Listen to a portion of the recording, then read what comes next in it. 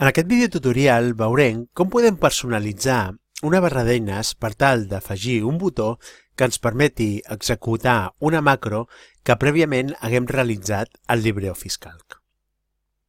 Per fer-ho, ens haurem d'adreçar al menú Visualitza, triar l'opció Barra d'eines i en el desplegable que s'obre triar l'opció Personalitza.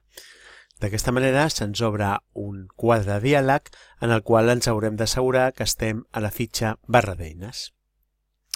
A continuació el que haurem de fer és triar la barra d'eines a la qual volem afegir el botó.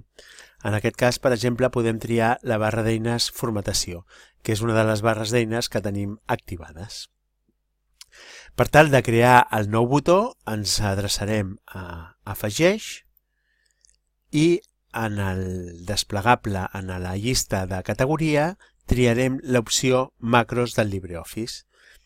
Tenim una sèrie d'elements que podem anar a desplegar fins a localitzar la macro que volem utilitzar.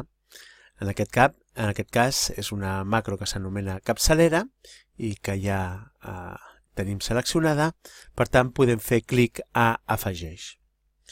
D'aquesta manera, si ens fixem a la barra d'eines de formatació, a la part anterior se'ns ha creat el botó capçalera.